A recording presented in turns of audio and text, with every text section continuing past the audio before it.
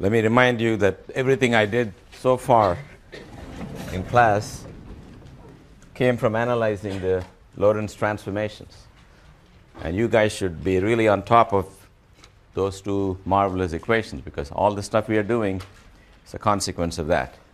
I won't go over how we derive them because I've done it more than once, but I remind you that if you got an event that occurs at xt for one person and to a person moving to the right at velocity u, the same event will have coordinates x prime is x minus ut over the square root, and t prime is t minus ux over c squared divided by the square root. This is it. This is the key. From this, by taking differences of two events, we can get similar equations for coordinate differences. In other words, if two events are separated in space by delta x for one person and delta x prime for another person, and likewise in time, then you get similar formulas for differences. So differences are related the same way that coordinates themselves are. But I will write it anyway because I will use it sometimes one way and sometimes the other way. Even this one you can think of as a formula for a difference, except one of the coordinates is the origin. This is in general, if you got two events, not necessarily at the origin, then the spatial separation and time separation are connected in this fashion. So I put this to work. I got a lot of consequences from that. You remember that? For example, I said take a clock that you are carrying with you. Or let's take a clock that I am carrying with me, and let's see how it looks to you. And let's say it goes tick and it goes tick one more time. So for me, the time difference between the two ticks will be, let's say, 1 second. It's a 1 second clock. The space difference is 0 because the clock is not going anywhere for me. So for you, delta t prime is 1 second divided by the square root, which is more than 1 second. So you will say, hey, in the time your clock ticked 1 second, I really claim 2 seconds have passed. Therefore, you will say my clocks are running slow. And it's easy to see from the same equations that if you replace the primed and unprimed ones, simply change u to minus u, nothing changes. The clock that you think is at rest with respect to you will look slow to me. Then I showed you how when you want to measure the length of a stick which is traveling past you, you get your assistants who are all lined up on the x-axis to measure the two ends of the rod at any particular time they like and take the spatial difference. That's the meaning of the length of a moving rod. You got to measure both ends at the same time. So you make sure the two measurements are done at the same time. So delta t is 0. The distance between them is what I call the length of the rod. You are moving with the rod, and as long as you're moving with the rod has got 2 points which are separated by the length L naught, and one thing occurs at one end, another thing occurs at the other end. The spatial difference between them will be simply the length of the rod in your frame of reference. So L will be L naught times, if you bring the square root to the other side, L will be L naught times the square root, whereas delta t prime would be some delta tau in the rest frame divided by the square root. Okay, another important result I showed you was a lack of simultaneity. It's not absolute. So I started with unfortunate example of twins born in Los Angeles and New York, and you guys were pointing out that no normal woman could do that except the one from your mama jokes. And your mama jokes, your mama is so big she can have a kid in New York. So I don't want to deal with such cosmological objects right now. So I will say, pick a better example. Two things happen, something here, something there, separated by distance. People cannot agree that they were simultaneous. Now you got to say, very surprising, people cannot agree on length difference between two events. For example, New York and Los Angeles are 3,000 miles apart. We think you can move in a train, you can move in a plane. You all have to agree on the separation, but you don't. That's just a consequence of now the new relativity. In the old days, before I did relativity, I was taking just the good old x and y coordinates, and I said you can take a point, you can assign to it some coordinates x and y, then somebody comes along with a rotated axis, and no one seems to be troubled by the fact that the same point is now given a new set of coordinates by this new person. Or take a pair of points on this line.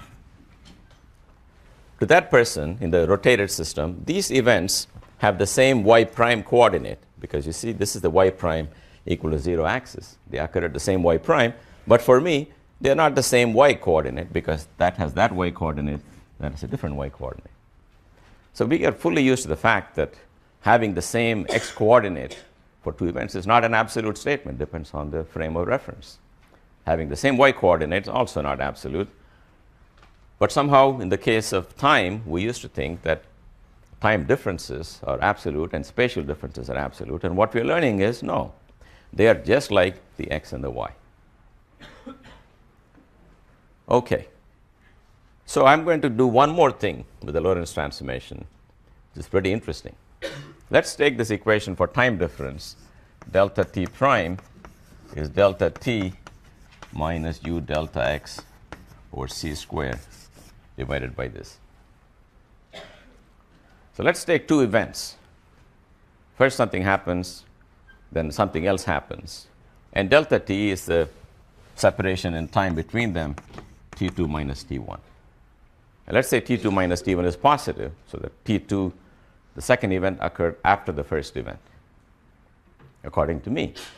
How about according to you? Well, delta t prime doesn't have to have the same sign as delta t, because you can subtract this number, u delta x over c squared, and delta x can be whatever you like.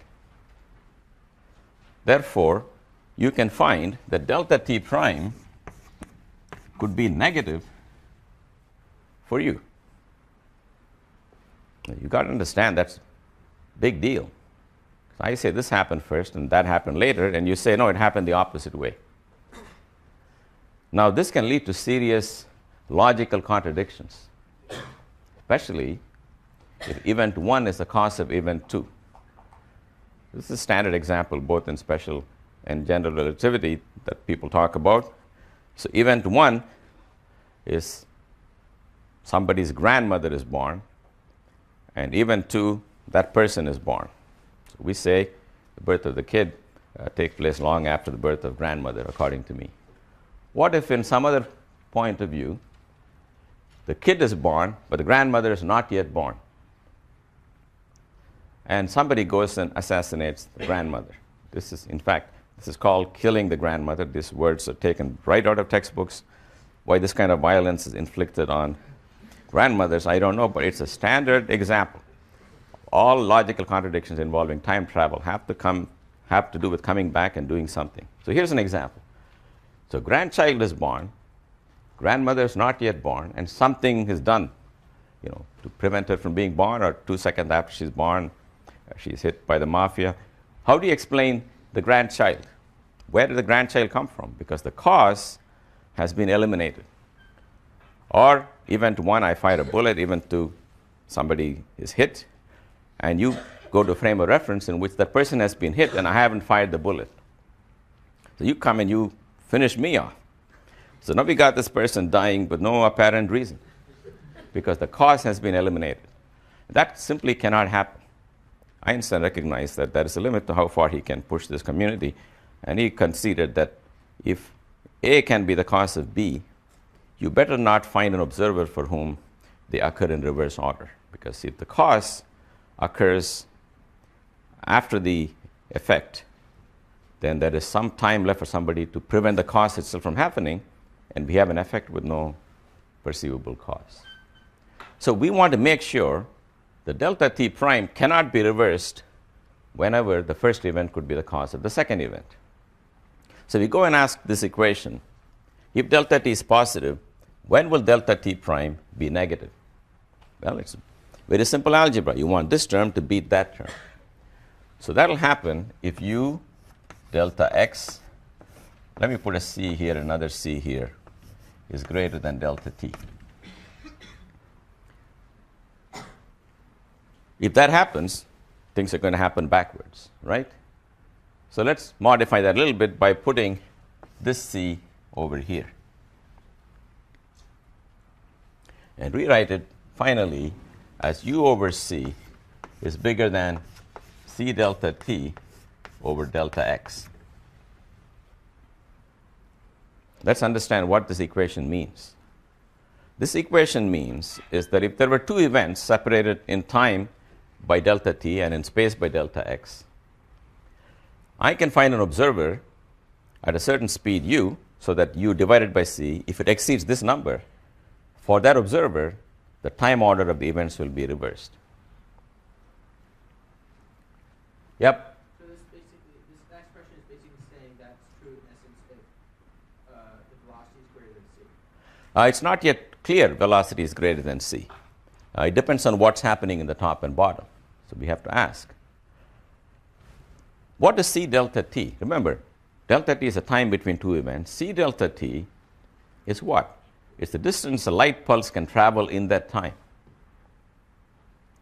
The denominator is a spatial separation between those two events. So event 1 is here and event 2 is there. C delta t is how far a light signal can travel in the time separating these two events. If c delta t looks like that, then there's enough time for a light signal to go from here to here. In that case, c delta t will be bigger than delta x, but then the velocity that you want of your frame will be bigger than 1, and that's not possible in the units of speed of light. The only time you will get a sensible value for the second frame, namely with u over c less than 1, would be if c delta t is less than delta x. That means here's the first event and here's the second event. A light signal could have only gone from there to there in the time between the events. So it is saying that if two events are such that there was not enough time for a light signal to leave the first event and arrive in time for the second event, then we can actually find an observer with a sensible velocity for whom the order of events is reversed. Therefore, what did we learn from this? We learned from this that it should not be, if there is enough time for a light signal to go from one event to the other event, then we will not play around with the order of events. But if there is no time even for light signal to go, system in fact allows you to see them in reverse order. But we have seen that events which are causally connected, their order cannot be reversed or should not be reversed. So what this is saying is, it should be impossible for an event here to affect a second event by using a signal faster than light. In other words, we are going to say that if there wasn't enough time for a light signal to go from this event to that event, then this event could not have been the cause of that event. We will demand that. Therefore, what the theory, for it to make logical sense, is no signal should travel faster than the speed of light.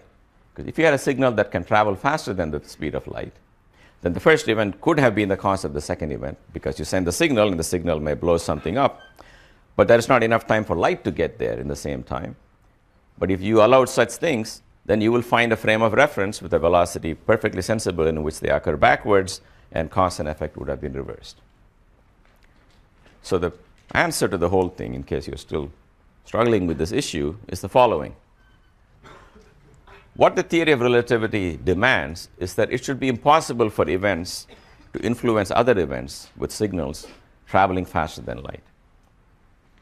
Once you accept that, there is no logical contradiction in the theory, because the only time events are reversed is when there was no time for a light signal to go from here to there. That means there was no way this could have been the cause of that.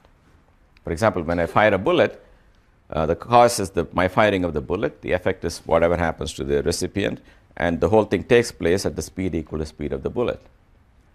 In that case, c delta t is definitely bigger than delta x, because in the time it took the bullet to go from here to there, the light pulse could have also gone there and beyond.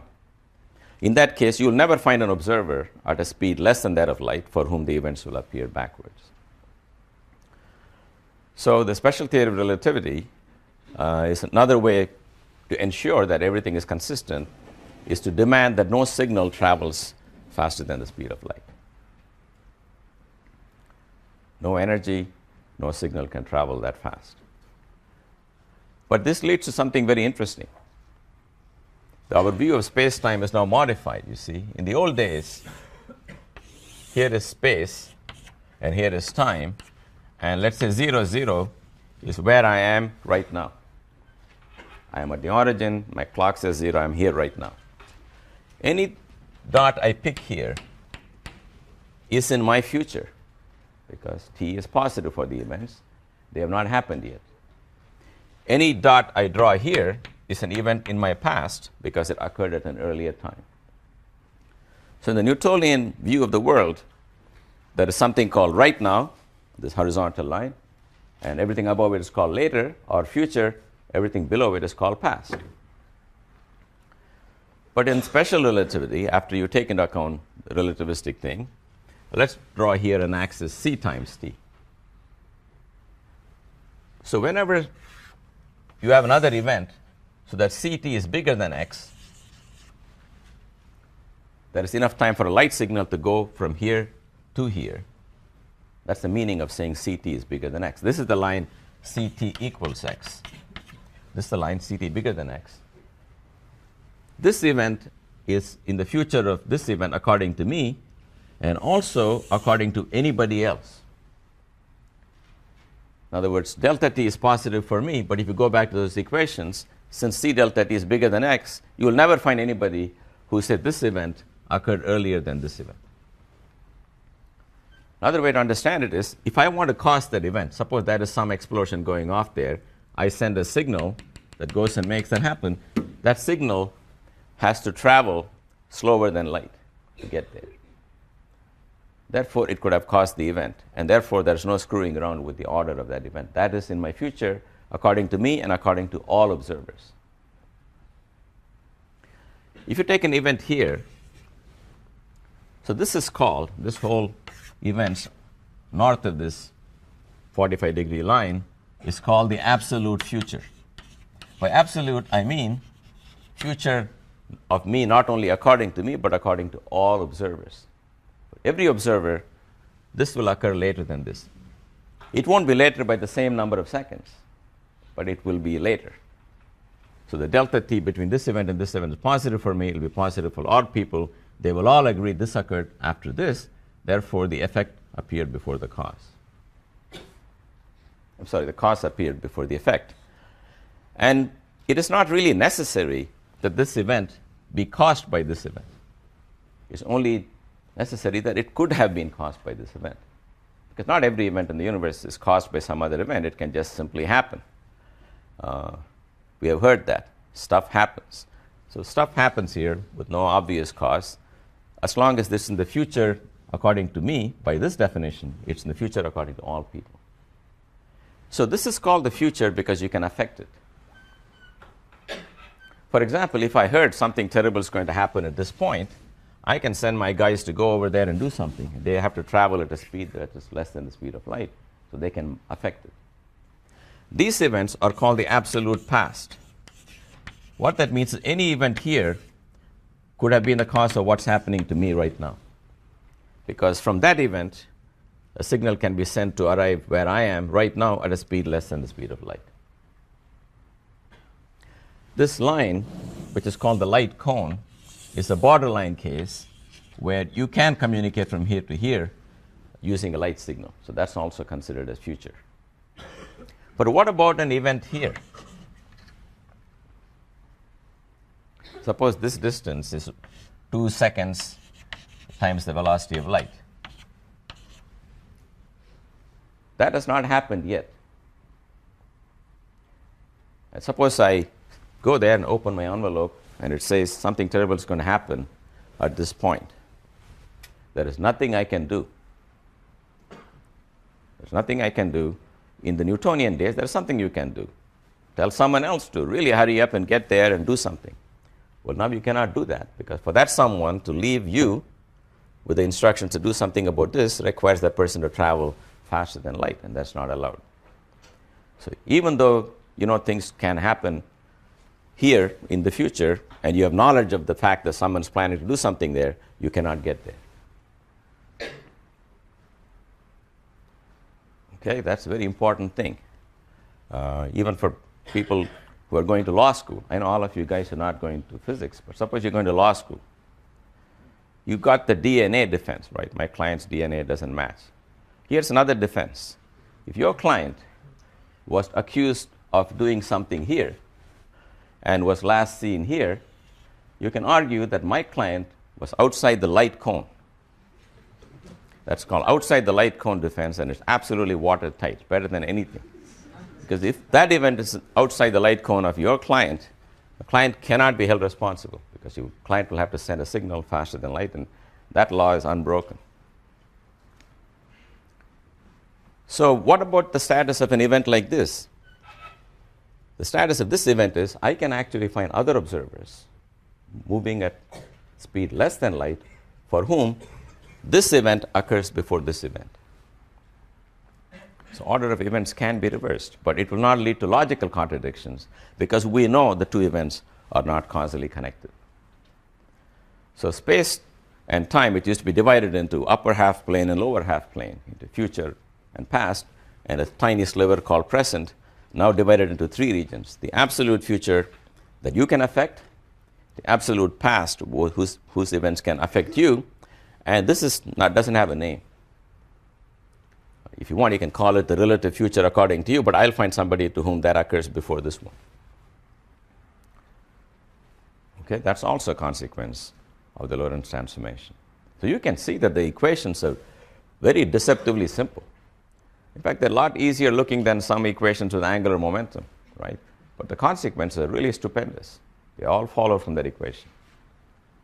And of course, if you invent a theory like this, you got to make sure there are no contradictions, right? Suppose you find a theory, you're very happy with everything, velocity of light's coming out right, then somebody points out to you that the order of events can be reversed. Then you've got to agree you'll be in a panic, because how can I reverse the order of events? Then the theory is so beautiful internally. It says you can reverse the order of events if they could not have been causally connected, where the causally connected means a signal traveling at a speed less than light could not have gone from the first to the second event. Then the theory does not allow them to be, if a signal could have gone, it allows them to be never reversed. If a signal could not have gone, it does say you can find people for whom events occur in the reverse order. All right, so this is the second thing, and it's called the light cone for the following reason. I've only shown you an x coordinate. But if you have a y-coordinate coming out of the blackboard, the surface will look like a cone. That's why we call it the light cone. So sitting at a point in four-dimensional space-time, there's a cone, and all points in that forward light cone are events you can affect. All points in the backward light cone are events that can come and get you right now. And the rest of the thing, outside the two cones, you cannot do anything about, even though you know something's going to happen, and they cannot do anything to you. You open an envelope, and it says, somebody here is planning to do something to you. You don't have to worry, because that person cannot get to you in the time available, because the fastest signal is the light signal, and that won't get there, and neither will anything else. All right. Now we're going to do something which is theoretically or mathematically very pretty. So for those of you who like mathematical elegance, this is certainly the best example I can offer you, because it is simple and also rather profound. But it's completely by analogy. The analogy is the following. We have seen that when we rotate our axes, as I've shown there, that the x prime is not the same as x, but related by this formula.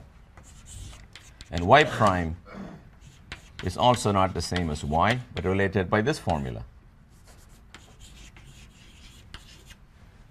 Nothing is sacred. Coordinates of a point are not sacred. They are just dependent on who is looking at them from what orientation. But even in this world, we noticed that x prime square plus y prime square is the same as x squared plus y square. Namely, the length of the point connecting the origin to you, or the distance from the origin, is unaffected by rotations. This is called an invariant. This doesn't depend on who is looking at it. Everyone will agree on this, but they won't agree on x, and they won't agree on y, but they will agree on this. So it's reasonable to ask, in the relativistic case, where people cannot agree on time coordinate or space coordinate, maybe the square of the time and the square of the space will be the same for two people. One can ask that question. So we'll look at that. We'll find out that that's not the case. T squared plus x squared is not invariant. But even before you do that, you should shudder at the prospect of writing something like this. Right? What's wrong with this? Good. So everyone's on top of the units game. So you cannot add t squared x squared. There's no way this can be anything.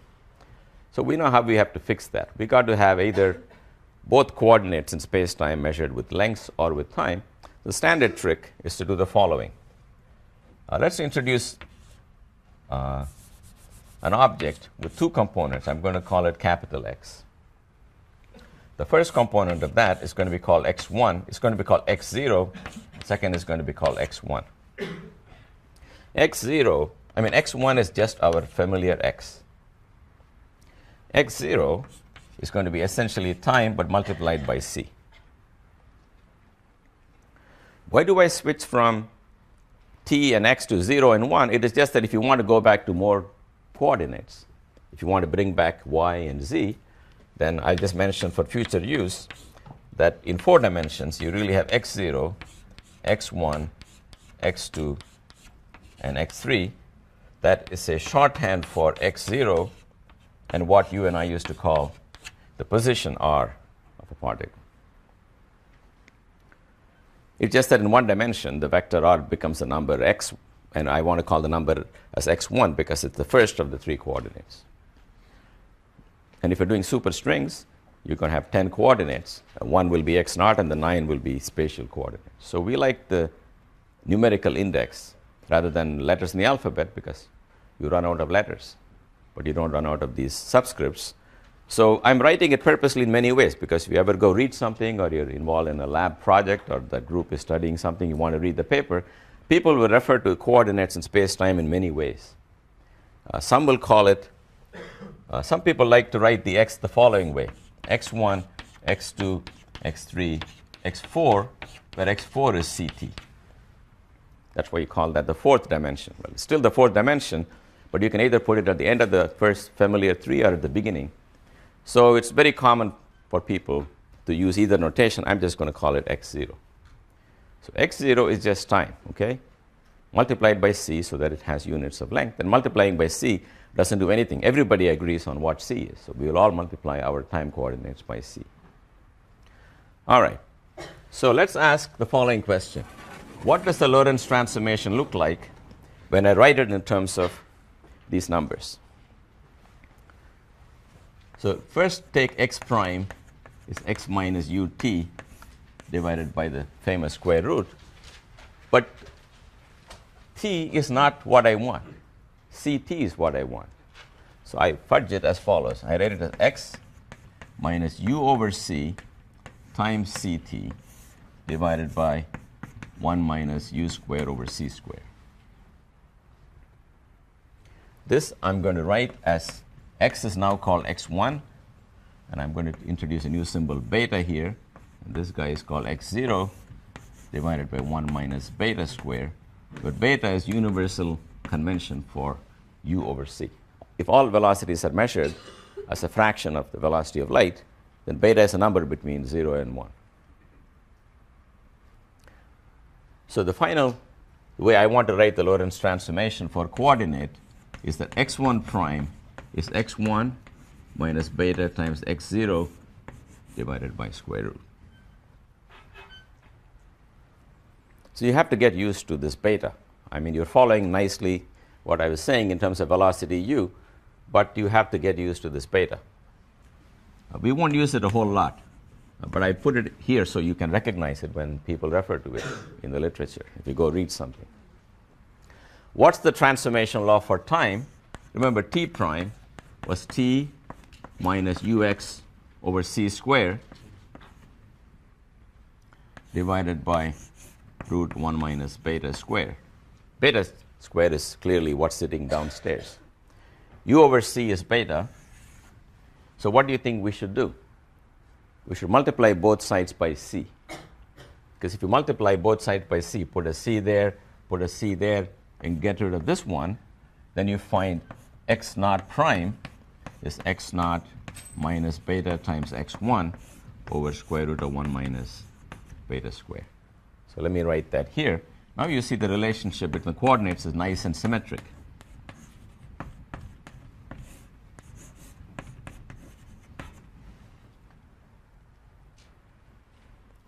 If you write in terms of x and t, the coordinates transformation law is not quite symmetric. And that's because one has units of length and one has units of time. But if you rescale your time to turn it into a length, then the transformation laws are very simple and symmetric between the two coordinates in space-time. There are also the other coordinates, the y direction, x2 prime is x2, and in the z direction, x3 prime is x3. In other words, lengths perpendicular to the motion are something you can always agree on. One can talk about why that is true. Basically, what we're saying is, if you're zooming along and you drew a line that says y equal to 1, and originally we agreed on it, we will have to agree on it even when I start moving relative to you. Because you got your own line, and there's no reason your line should be above your line or below your line. If the lines originally agreed, there's no reason why my line then's above yours or your line's below mine, because by symmetry, there's no reason why one should be higher than the other. And the reason this is required is that the two lines, which last forever, can be compared anywhere you like. Unlike rods, which are running away from each other and cannot be compared, the line here, which says y equal to 3, has got to be y equal to 3 for both of us. So the transverse coordinates are not modified. Okay, so that's why I don't talk about them too much. All the interesting action is between any one coordinate along which motion is taking place and time. So now let's ask ourselves, maybe x naught prime square minus plus x1 prime square is the same as this square plus that square. Well, let me just tell you that I'm not going to try something that I know will not work. In other words, you might think x naught prime square plus x1 prime square is equal to x naught square plus x1 square. Well, that just doesn't work. That doesn't work because 1 over the square root is not a cos theta, and beta over the square root is not a sine theta. You cannot make them cos and sine of something. If you could, that will work, but it doesn't work. But I'll tell you what does work. Let's take x naught prime square minus x1 prime square. The square of the time coordinate minus the square of the space coordinate with the minus. So let's try to do this in our head by squaring this and subtracting it from the square of this one. Downstairs, I think we all agree, you get 1 minus beta square because the square root is squared. How about upstairs? First you got to square this guy. This guy will give you x naught square plus beta squared x1 square minus 2 beta x naught x1. From that, I should subtract the square of x1 prime square. That'll give me minus x1 square minus beta squared x naught square plus twice beta x naught x1. This is just simple algebra. And these cross terms cancel out. And you notice I got an x naught squared times 1 minus beta square minus x1 squared times 1 minus beta square, right? This algebra I trust you guys can do at home. And the result is this going to be x naught squared minus x1 squared. That's very nice. It says that even though people cannot agree on the time or space coordinate of an event, just like saying people cannot agree on what is x and what is y, they can agree on this quadratic function you form out of the coordinates. But it's very different from ordinary rotations, where you take the sum of the squares. Here you got to take the difference of the squares, and that's just the way it is. So even though time is like another coordinate that mixes with space, it's not quite the same. In other words, if I brought back all the transverse coordinates, then you will find x naught prime square minus x1 prime square minus x2 prime square minus x3 prime square is x naught square minus x1 square minus x2 square minus x3 square. This you can do because x1 prime individually is equal to x1, so you can put them on both sides. This is the actual four-dimensional result for people who really want to leave the x-axis and move freely in space, which you're allowed to. This is the invariant. This is the object that everyone agrees on. Allow me once again to drop this. Most of the time, I'm not going to worry about transverse coordinates. So this is the analog of the length square of a vector, and it's called the space-time interval. It's not the space interval. It's not the time interval. It's the space-time interval between the origin and the point xt. And this is denoted by the symbol. There's no universal formula, but let's use s squared for space-time separation. Notice that even though it's called s squared need not be always positive definite. You can take two events for which the time coordinate is the same, or the time coordinate is 0, the space coordinate is not 0, then s squared will be negative. Whereas the usual Pythagoras length square, x squared plus y squared, is positive definite, always positive. The space-time interval can be positive or negative or 0. It's positive if x naught can beat the sum of the squares of those guys. It's negative if they can beat x naught, and it's equal to 0 if x naught squared equal to that square. So if you want, if you go back to this diagram I drew here, this is x1, this is x naught equal to ct. These are events for which s squared is positive. These are also events for which s squared is positive. These are events for which s squared is negative. These are events in which s squared is 0. So whenever s squared is positive, we have a name for that. It's called a time-like separation. Well, it's called time-like separation because the time part of the separation squared is able to beat the space part of the separation. It's got more time component than space component. Now you can also do the following. Let me introduce some notation now. Let us agree that we will use capital X for a space-time, which is what's called a 4-vector. A 4-vector has got 4 components, and the components are x naught, and since I'm tired of writing x1, x2, x3, I will call it R. So in the special theory of relativity, what you do is you take the 3 components of space and add one more of time and form a vector with 4 components. And we will agree that the symbol for a space-time vector is a capital X. Now, I've been careless in my writing. Sometimes I use small x and big X, but you guys should be a little more careful. Big X like this with no subscript will stand for this 4 numbers. It is a 4-vector. It's a 4-vector. It's a vector living in space-time. And when you go to another frame of reference, the components of the 4-vector will mix with each other. Then we are going to define a dot product. It's going to be funny dot product. It's going to be called x dot x. Usual dot product was sum of the squares of the components. But this funny dot product will be equal to x naught squared minus the length of the spatial part square. Which are those all small x's? Pardon me? Those all small x's? This is a big X. These are all small. Big X is the name for a vector with 4 components. It's a position vector in space-time. This is the same as writing x naught squared minus x1 squared minus x2 squared minus x3 squared. Suppose there are two events. One occurs at the space-time coordinate x. A second event occurs at a new point, let me call it x bar, whose time coordinate x0 bar, whose position coordinate, this unfortunate vector r with a bar on it. These are like two vectors in the xy plane. You and I, if you're going relative to each other, will not agree on the components of this or the components of that. But we will agree on x dot x prime.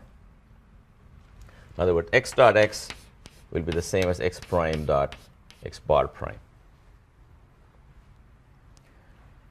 What I'm saying is if you go to moving frame of reference, the components of the vector x goes into x prime, whose components are x0 prime and some r prime.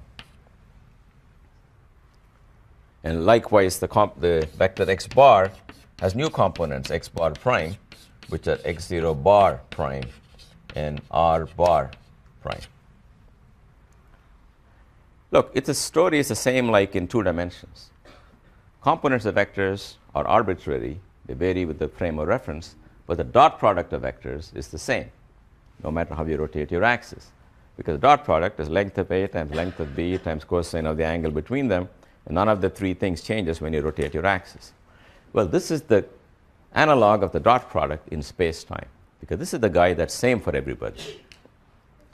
You can say, why don't you study this combination? It's so nice. With all pluses. I like that. I don't study that because that combination is not special. If I have one value for the combination, you will have a different value for the combination. It has nothing privileged.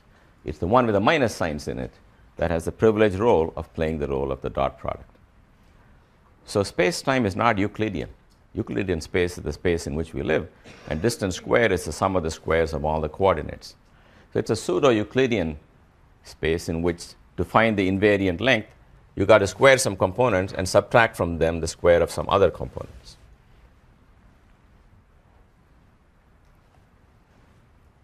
Okay, so finally, if you take a difference vector, in other words, take the difference of two events, then the spatial coordinate, according to me, the difference in space coordinate, namely c times delta t square minus delta x square, will be c times delta t prime square minus delta x prime square. Or if you like, x naught square minus x1 square will be x naught prime square minus x1 prime square. I'm using the notations back and forth so you get used to writing the space-time coordinates in two different ways. So it not only works for coordinates, but for coordinate differences. You understand? Two events occur, one here now and one there later, let's say. They're separated in time by 2 meters. They're separated in space by 2 meters, in time by 11 seconds. I'm sorry, I didn't mean to write this. I meant to write delta x naught squared minus delta x1 squared equal to delta x naught prime square minus delta x1 prime square.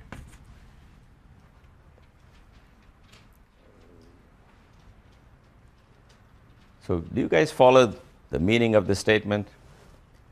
Most things are relative. Distance between events, relative. Time interval between events, relative.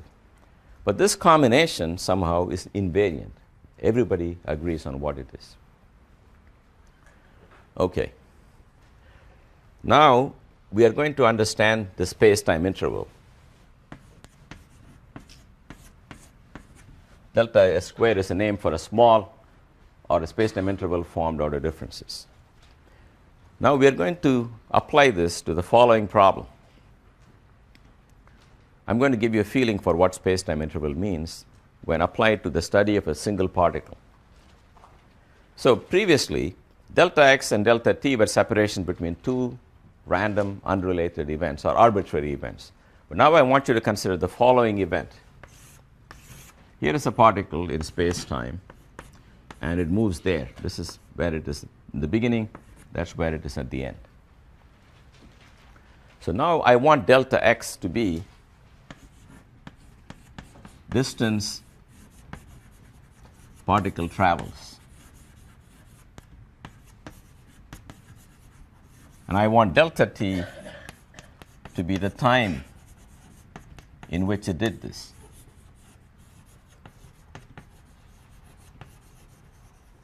So these are two events in the life of a particle, two events lying on the trajectory of a particle. In the xt plane, you draw a line, it's a trajectory, because at every time there's an x, and that describes particle motion. And this is the delta x, and this is the delta t. Let's look at the space-time interval between the two events. Delta s square will be c delta t square minus delta x square. But we're going to rewrite this as follows. Equal to c delta t square times 1 minus v square over c square, where v is delta x over delta t. Because these are two events in the life of a particle, the distance over time is actually the velocity of the particle. I will always use v for the velocity of a particle that I'm looking at, and u for the velocity difference between my frame of reference and your frame of reference. So u is always the speed between frames, and v is the speed of some particle I'm looking at. So let's take the square root of both sides, and we find delta s equal to c delta t times square root of 1 minus v square over c square.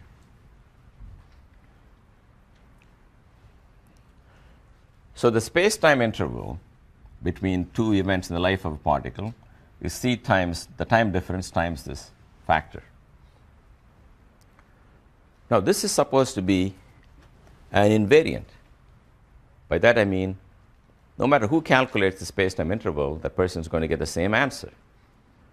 So let's calculate the space-time interval as computed by the particle itself. What does the particle think happened? Well, particle says, in other words, you're writing with the particle. So in your frame of reference, for the particle now, the time difference between the two events, let me call it some delta tau. And the space difference, what's the space difference between the two events? Yep?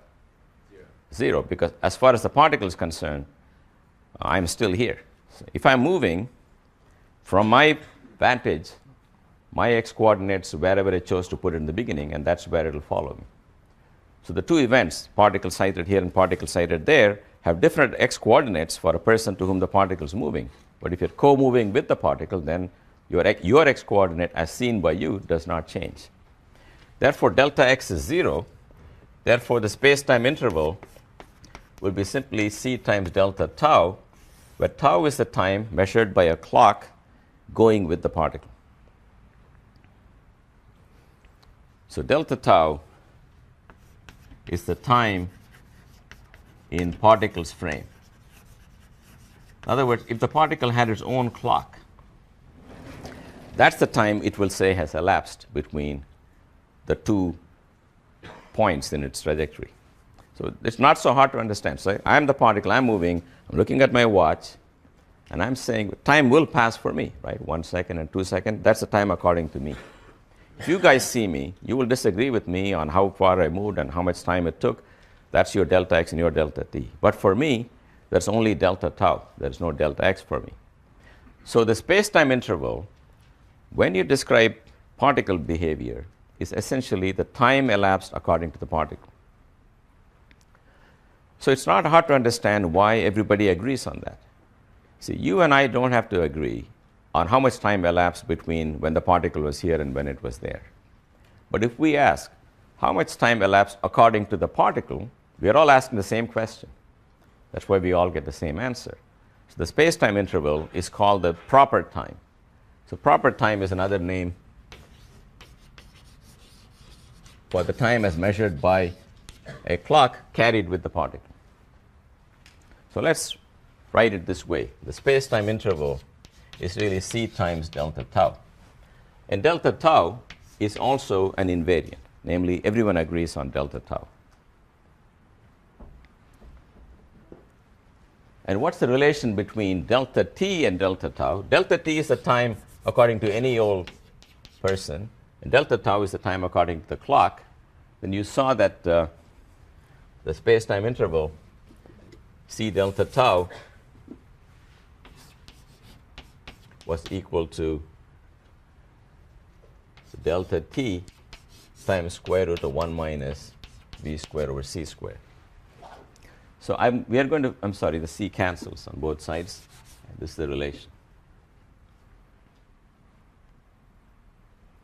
So I will be using the fact that d tau over dt is equal to square root of 1 minus v squared over c squared, or dt over d tau is 1 over square root of 1 minus v squared over c squared.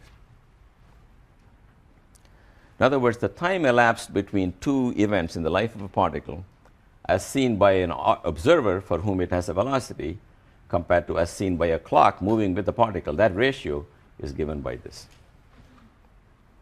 As the particle speeds up, let's see if it makes sense. As v approaches c, this number approaches 0. That means you can say the particle has been traveling for 30 hours, but with this number almost vanishing, the particle will say, I've been traveling for a very short time.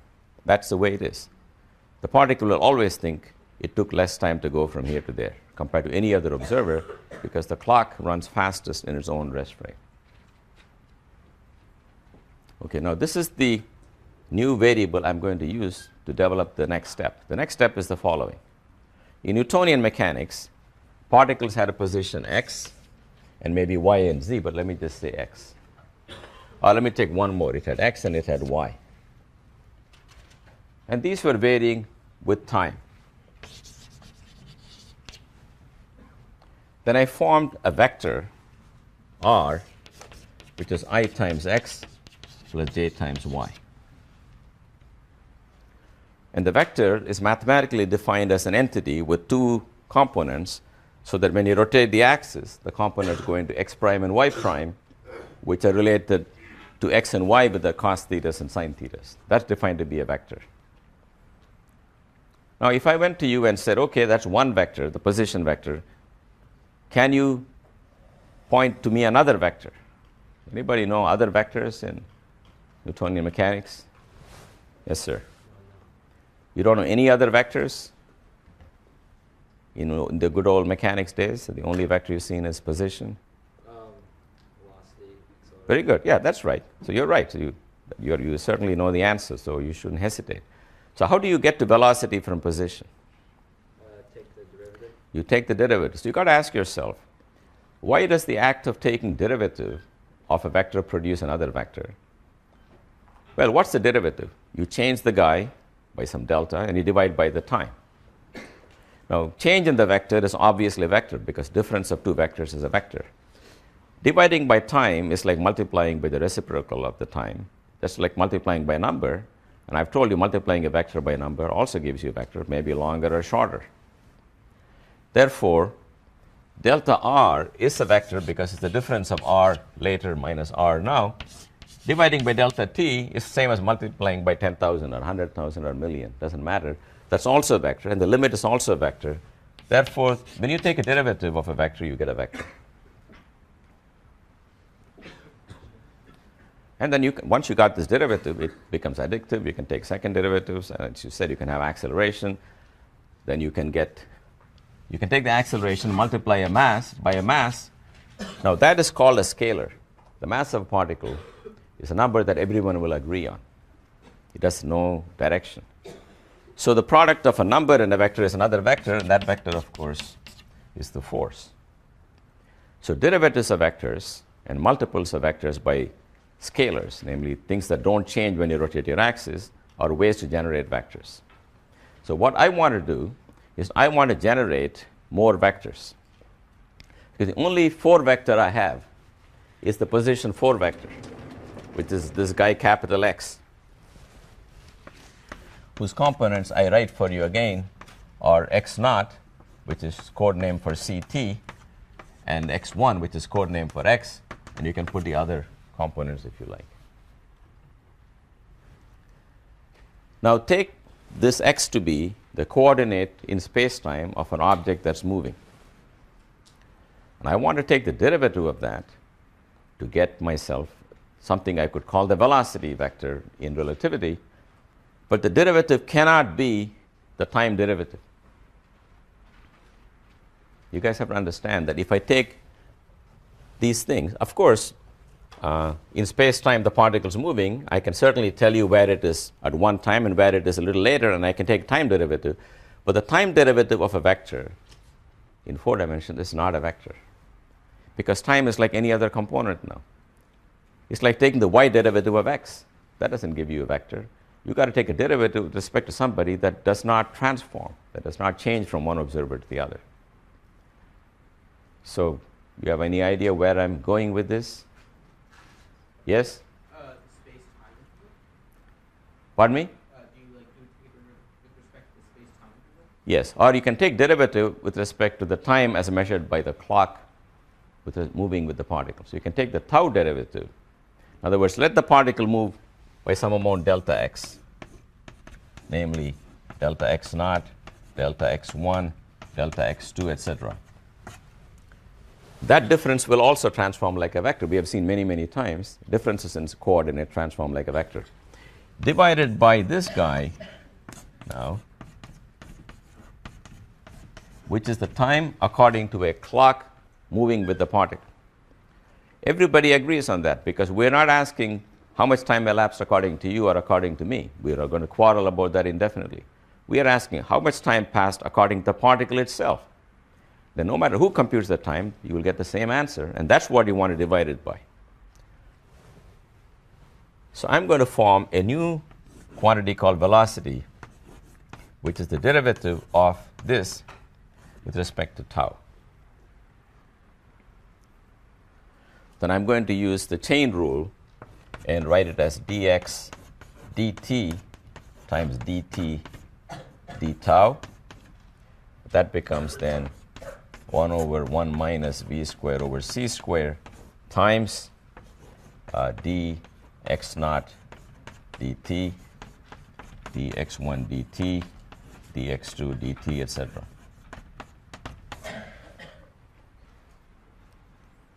So you find the rate of change as measured by a clock moving with a particle, and that has the virtue that what you get out of this process will also be a 4 vector.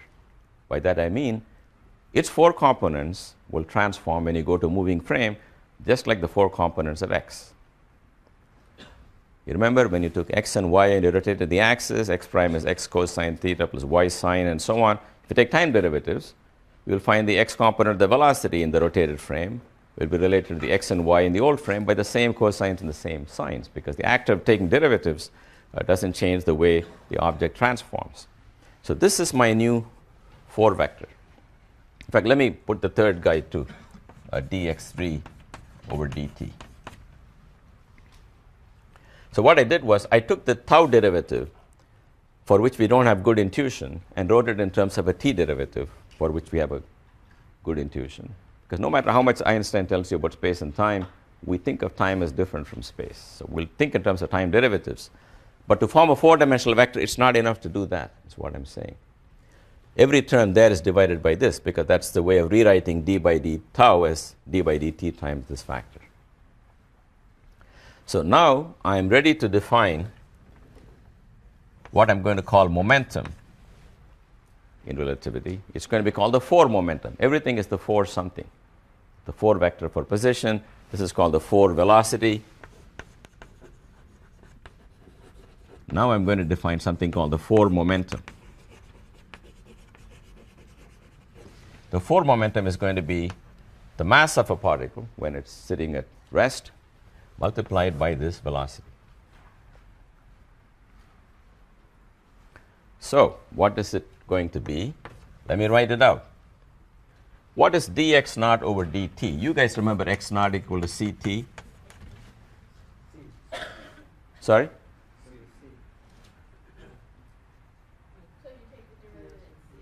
x naught was ct, and dx naught over dt will be equal to c. You're right. If that's what you were saying, I agree with you. Yes. So this is a vector m0 c over 1 minus v squared over c squared. Then the other guy, other component, let me write simply as m0 times the familiar velocity times 1 minus v squared over c squared. If you wanted to keep the x, y, and z velocities, you can keep them as a vector, or if you just want to live in 2 dimensions, one space and one time, drop the arrow. So we have manufactured now a new beast. It's got 4 components. What is it? I modeled it after the old momentum. I took the mass and I multiplied by what is going to pass for velocity in my new world, and I got this creature with 4 parts. You've got to understand what the 4 parts mean. It's got a part that looks like an ordinary vector. And it's got a part that has no vectors in it. Completely in analogy with the fact that x had a part that looked like a vector, namely the 3 spatial components, and a part that in the old days was called a scalar because it didn't transform. But of course, in the new world, everything got mixed up. We got to know who this is, and we have to know who this is. So I want to show you what they are.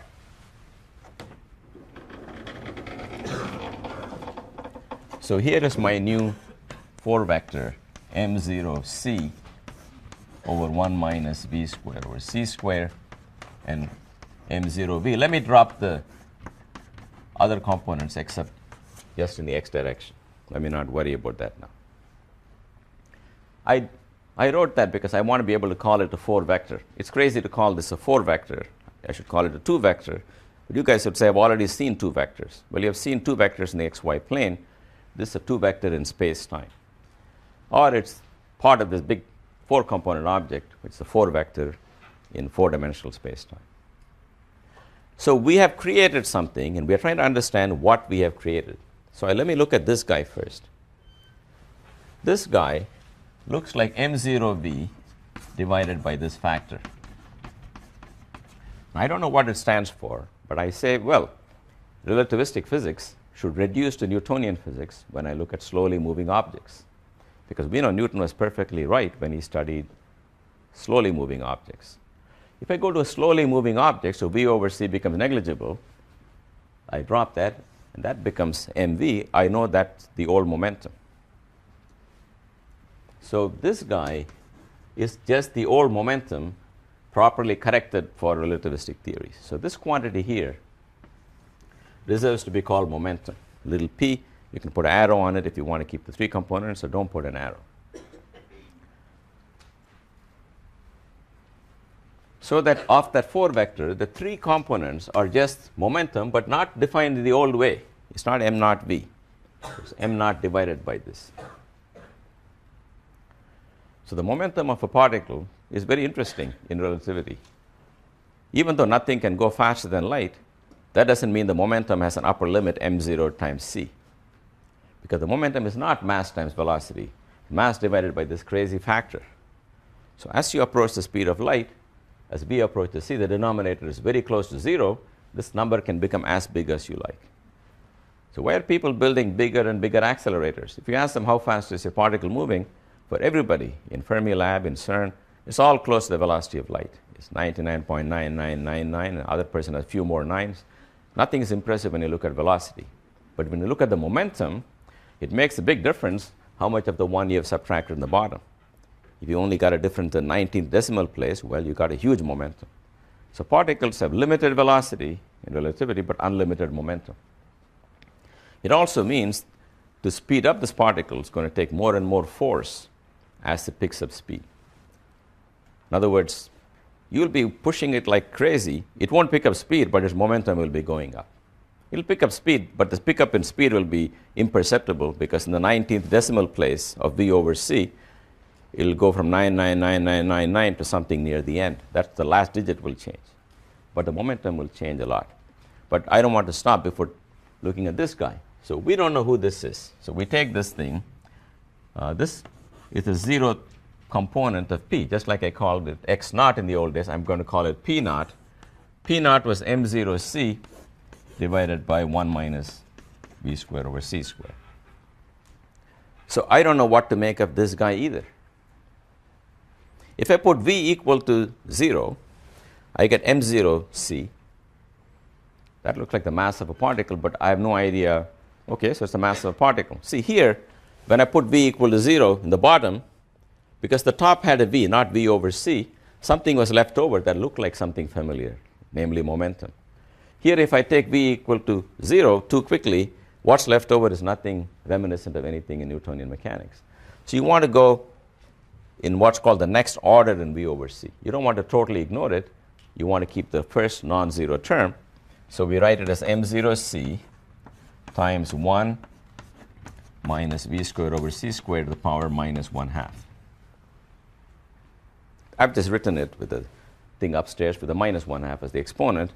Then I remind you the good old formula. 1 plus x to the n is 1 plus nx plus dot dot dot if x is very small.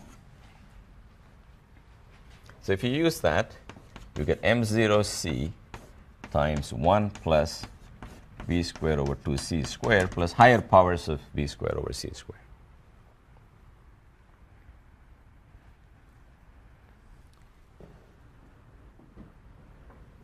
So what are these terms coming out? Well, that's the first term for which I have absolutely no intuition. The second term looks like 1/2 mv squared divided by c. So for the first time, I see something familiar. I see the good old kinetic energy, but not quite, because I have this number c here. So I decided maybe I shouldn't look at p naught, but I should look at c times p naught. Maybe that looks something more familiar. That looks like m naught c squared plus 1/2 mv squared plus more and more terms depending on higher and higher powers of v squared over c squared. But now we know who this guy is. This is what we used to call the kinetic energy of a particle by virtue of its motion. As the particle picks up speed, the kinetic energy itself receives more corrections because the other terms with more and more powers of v over c are not negligible. You've got to put them back in. Basically, you have to compute this object exactly. But at low velocities, this is the main term. So this is what led Einstein, and mainly him, to realize that this quantity is talking about the energy of an object. This is certainly energy I recognize. I can put it to good use, right? You run windmills and so on with kinetic energy, or hydroelectric power is from churning kinetic energy of water into work. So you figure this is also part of the energy. So the first conclusion of Einstein was even a particle that's not moving seems to have an energy, and that's called the rest energy. If the particle is moving, then go back to the derivation, and you can find c times p naught is m naught c squared over this thing. This is the full expression for the energy of a moving particle. Not the approximate one, but if you keep the whole thing, this is what you get. So this says when a particle moves, it's got an energy that looks like some velocity-dependent mass times c squared.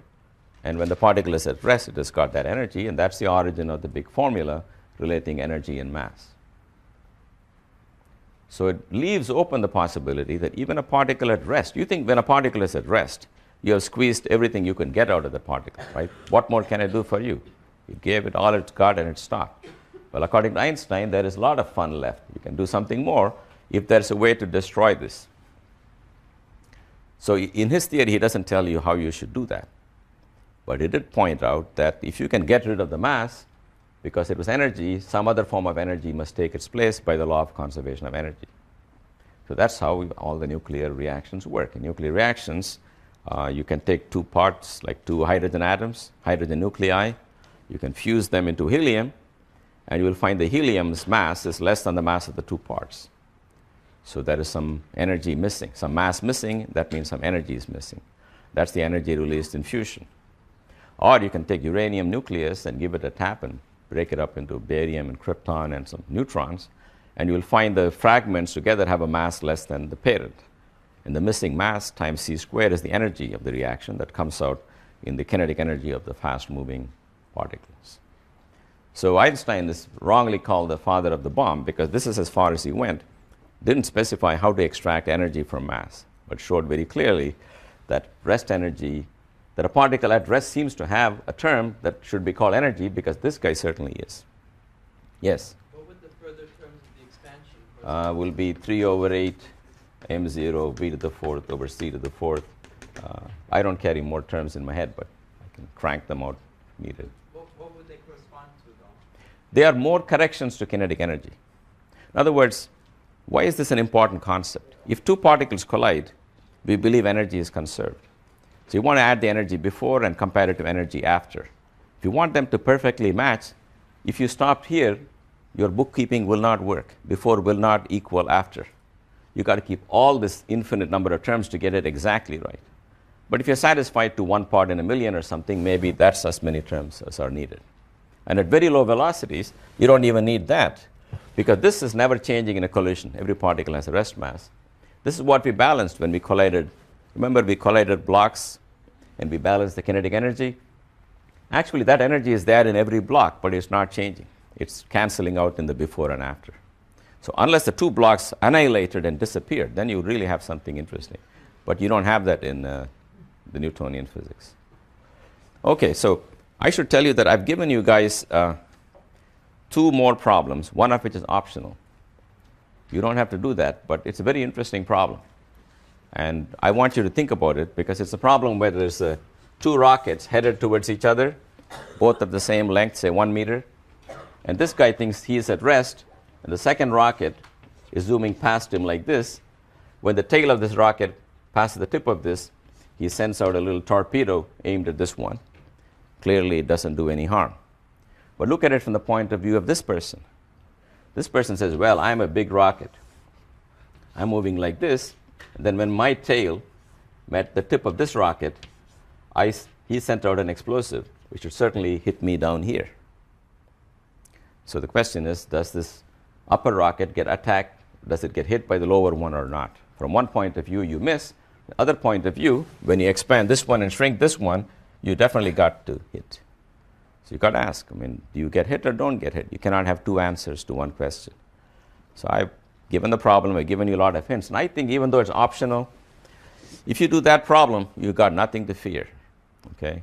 It'll give you good practice on how to think clearly about any number of these problems.